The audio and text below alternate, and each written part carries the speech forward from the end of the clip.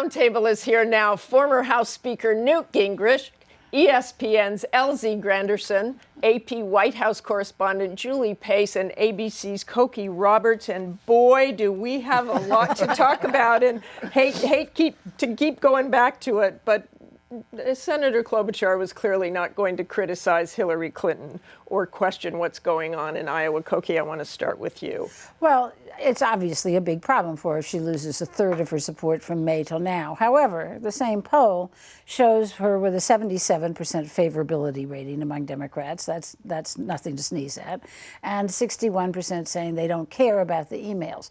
Now, the emails... Democrats, exactly. Yes. And the emails are going to be a drip, drip, drip, drip, drip, as they already have been. And you can't even read all the stuff about, this one, that one, the other one. And I doubt that many people have. But it has led to what you said, liar, untruthful, all of that. And it's led to a lot of people speculating about Joe Biden.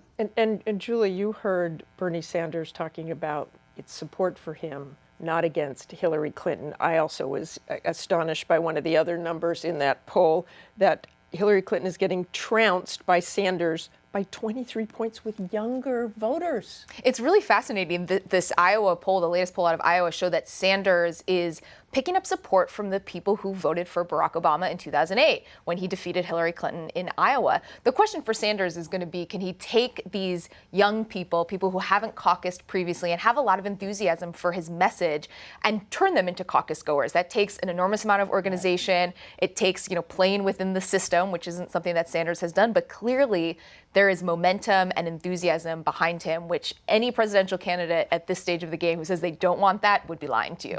LZ, what do you think? Does Sanders take this forward? Does that momentum work for him without Democratic insiders, without just what we were talking about? Well, I think the real question is, how long will the media allow us be characterizing him as a liberal Democrat versus a socialist, which is how he's characterized himself and what his policies all say. And once they start looking at the fact that he's a socialist, they're going to ask themselves, okay, can a socialist win the general election? And that's when you'll start to see the tide turn. Right now, it's just a good feeling about the policies he's talking about, income inequality. These are all really positive things for his base. But when they're going to start thinking about when they start thinking about the general election, that aspect of Bernie Sanders is going to be quite problematic. And Mr. Speaker, I want to go back to the email issue. I think you have said that she shouldn't even be a candidate because of the email issue. It's an absurdity, except in this city. 2 CIA directors who did less than she's done, a national security advisor in the Clinton administration who stole from the archives. Let's mention the fact that she says nothing was marked classified, and they were later classified, although nobody can pass on classified emails if they're marked. You look at Huma having multiple jobs while serving in the State Department. You look at some of the emails in which Huma is representing clients on the emails to the Secretary of State about trips to Dublin.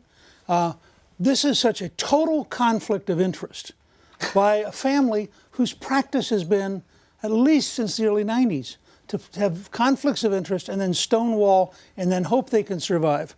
I think it's very hard to win the presidency. And the thing that characterizes both the Sanders campaign and the Trump campaign and the Carson campaign is authenticity.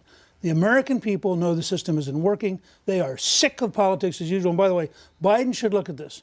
Biden is a very popular person. He's also about as much Mr. Insider as you can be.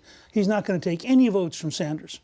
I mean, in the long run, you have authenticity versus the old order. I want to just stay on the emails for 1 minute. All right. A column from David Ignatius in the Washington Post on Thursday said this: after talking with a half dozen knowledgeable lawyers, I think this so-called scandal is overstated. Using the server was a self-inflicted wound by Clinton, but it's not something a prosecutor would take to court.